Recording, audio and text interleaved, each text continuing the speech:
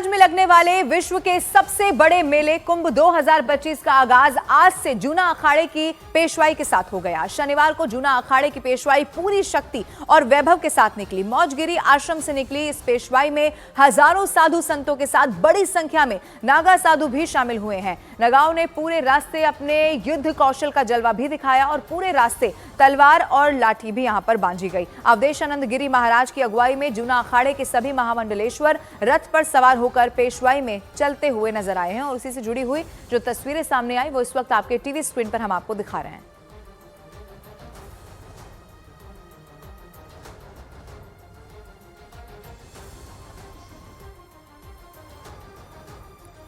तो 13 जनवरी से महाकुंभ की शुरुआत होने जा रही है। उससे पहले की तस्वीर आप देखिए। प्रयागराज में विश्व का सबसे बड़ा मेला यानी कि कुंभ 2025 का आगाज आज से जूना अखाड़े की पेशवाई के साथ हो गया है।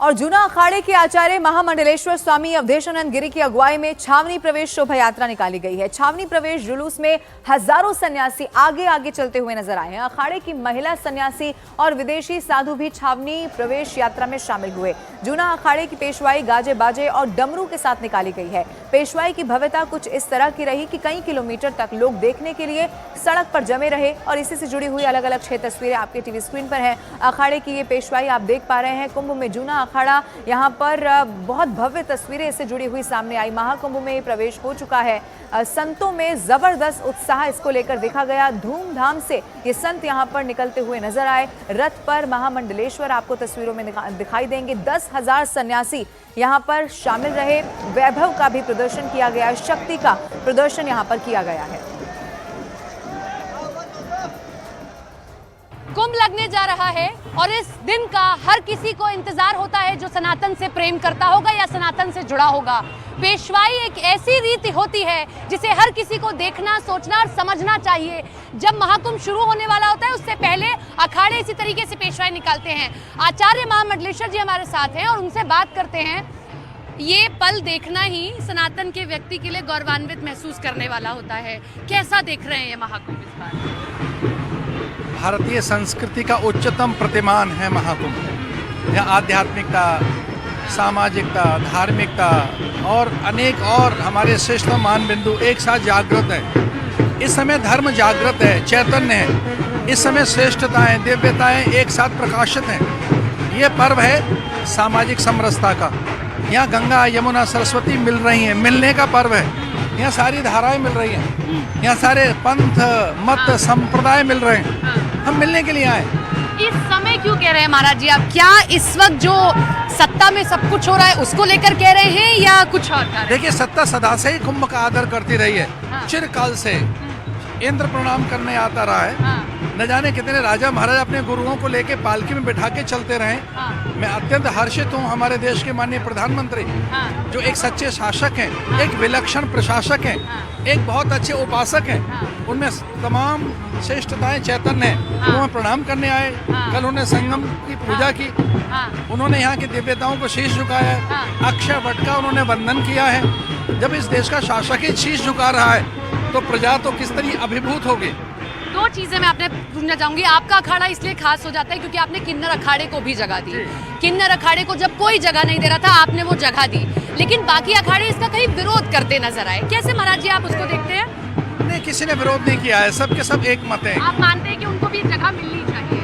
जिनकी उपेक्षा करते थे लोग, जिनको देखकर हंसते थे, किन्नरों को देखकर उपहास करते थे, हमने उनका आदर किया, ऊंचे आसन पर बिठाया, उन्हें हमने सम्मान दिया है, उन्हें संन्यास दिया है। आज वही पूजा कर रहे हैं, हमारे साथ एक साथ हैं। मैंने आपकी कथाओं को सुना और आप अपनी कथा से देश को एक रखने का संदेश देते हैं। बहुत कथाएं मैंने आपकी सुनी, लेकिन एक मांग उठी कि जैसे बाकी समुदाय धर्मों के जगहों पर, तीर्थ यात्राओं पर और लोग नहीं जा सकते और धर्म से जुड़े, वैसे ही महाकुंभ में भी और धर्म से जुड़े लोग ना आए, ये हमारी आस्था को चोट पहुंचा सकता है। आप बहुत वरिष्ठ हैं, भली भांति समझ रहे होंगे मैं किस ओर इशारा कर रही हूँ। ये देश सबको जोड़ने के लिए है। हाँ। यहाँ लोग अपनी अपनी बात कहते रहें, अलग अलग मत पंथ संप्रदाय हैं, हाँ। लेकिन हम सनातनी हैं। हाँ। हम पूरे विश्व को कुटुंब मानते हैं। हाँ। हम सबको अपने परिवार का हिस्सा मानते हैं। हाँ। हमारी प्रार्थनाएं ऐसी हैं, सबका कल्याण हो, सबका मंगल हो, सबका विकास हो। हाँ। पर हर किसी को अपनी बात कहने का अधिकार है, पर हम सनातनी उन्हें अपना हिस्सा मानते हैं। सब आ सकते हैं इस महाकुंभ में, हर धर्म से जुड़ा हर हुआ? कोई आए, सबका सम्मान है। और जूना अखाड़े के साथ किन्नर अखाड़ा भी इस पेशवाई में शामिल रहा। किन्नर अखाड़े की साध्वी भी जूना अखाड़े के साधुओं के साथ पेशवाई में शामिल होकर कुंभ में आज प्रवेश कर गई। कुंभ को लेकर किन्नर अखाड़े की साध्वी भी काफी उत्साहित दिखाई दी। आपको बताते चले कि महाकुंभ को लेकर प्रयागराज में युद्ध स्तर पर तैयारियां चल रही हैं। 13 जनवरी से महाकुंभ 2025 की शुरुआत होने जा रही है और उससे पहले ये भव्य नजारा जो देखने को मिला है इस महाकुंभ से जुड़ा हुआ, वो इस वक्त हम आपको दिखा रहे हैं। कुंभ सिर्फ कुंभ नहीं होता है, ये पूरा जमघट होता है जब देश दुनिया के संत यहाँ आते हैं और आपको, हमें ये सौभाग्य मिलता है कि हम इन संतों के दर्शन कर पाएं। सनातन ने एक परंपरा को और सुनाया और हम सबको बताया कि सनातन के लोगों का दिल कितना बड़ा है। ये देखिए किन्नर अखाड़ा, आप देखिए जूना अखाड़ा से जो जुड़ा हुआ है।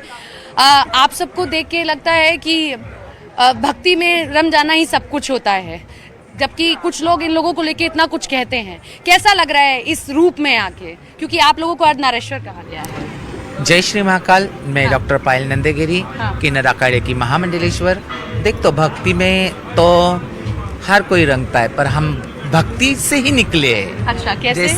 जैसे हम शिव शक्ति का मिलाप होता है, वैसे हमारे किन्नर हम हैं। जैसे शिव जी का रूप, तो हम उसी रूप से बने हुए हैं। हाँ। लगता नहीं है आप लोगों को सबको कि वो जो रह रहे हैं वो ज्यादा वैसी जिंदगी जी रहे हैं, आप लोगों ने भगवा ले लिया तो अब सारी उससे कट गए हैं आप लोग सब? सबसे पहले जिंदगी का एक मकसद है कि किन्नर अखाड़ा ने एक अपने की सूझबूझ दिखाई है। अपने हम किसी के लिए नहीं, जो बच्चे भटके हुए थे वो भटके हैं, जो भटकने दो।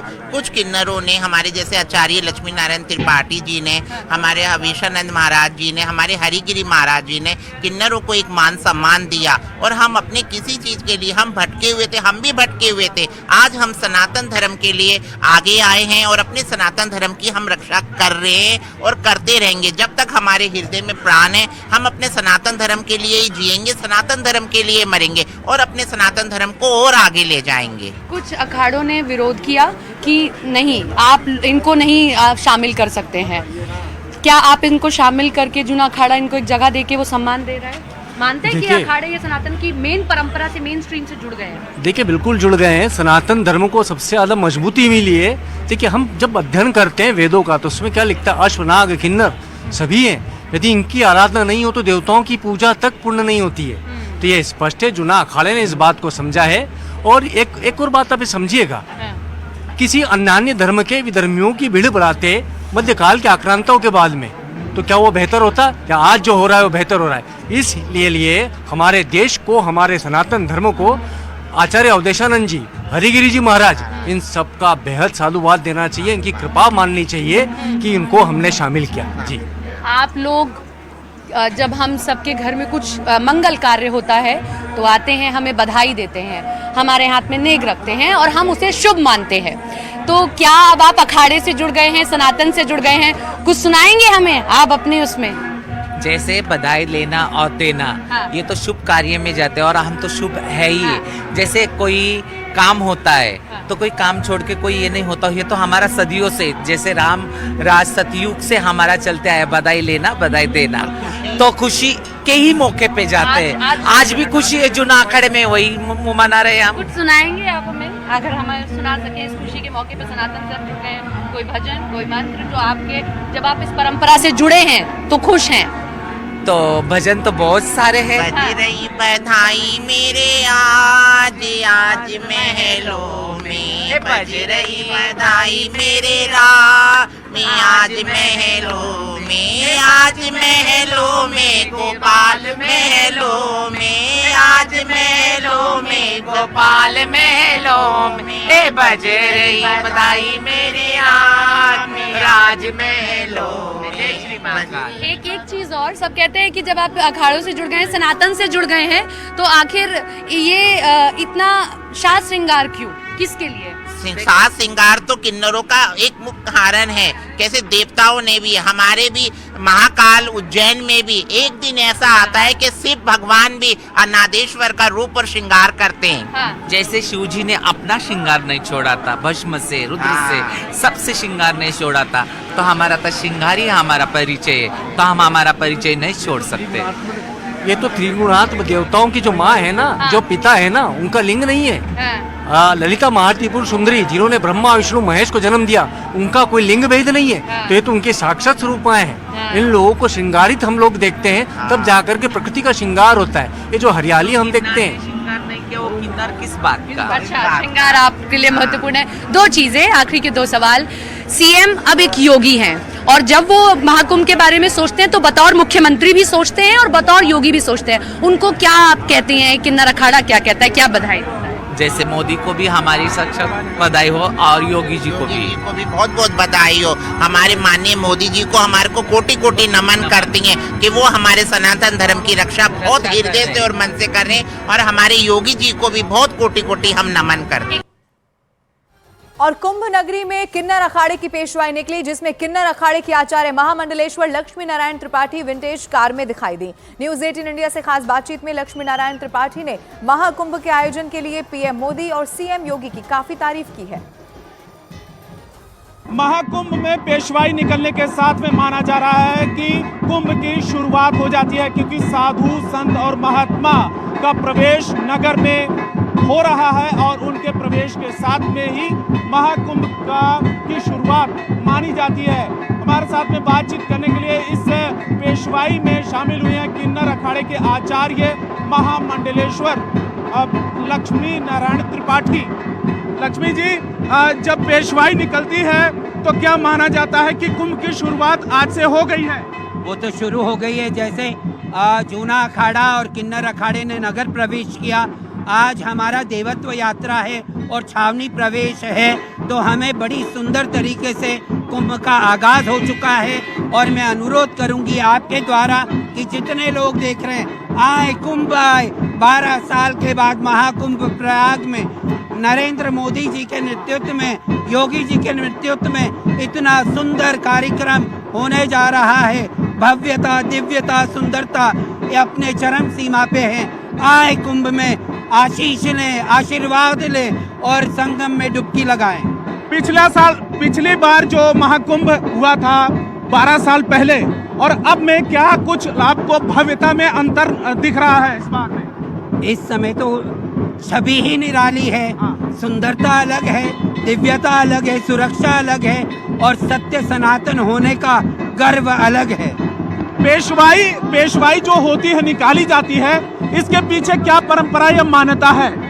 ये परंपरा है कि हम अपनी अपनी जगहों से, अपनी अपनी छावनियों में प्रवेश कर रहे हैं, और ये दिव्यता से, सुंदरता से अपने देव सबको लेके हम निकलते हैं। तो देखिए, और एक सवाल और है कि उत्तर प्रदेश सरकार या फिर केंद्र सरकार की तरफ से जो तैयारियां यहाँ पे की जा रही है लगातार, उस पर क्या कहना चाहिए?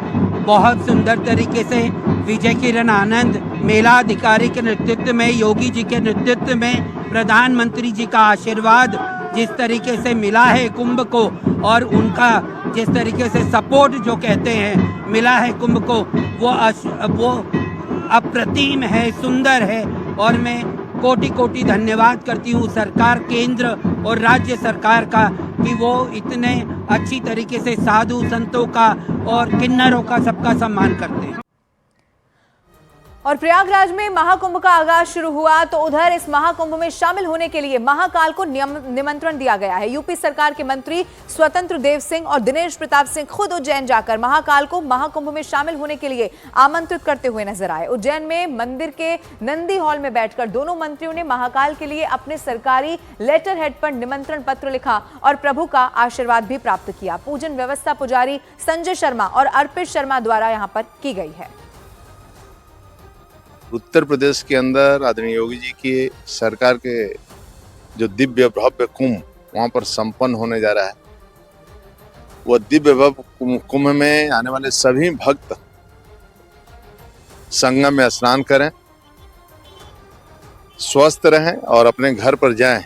इसलिए बाबा को आमंत्रित हम लोग करने आए थे कि आप प्रभु वहाँ पधारें और सभी प्रकार की कठिनाई किसी प्रकार भक्त जनों को न हो, इसकी चिंता करें।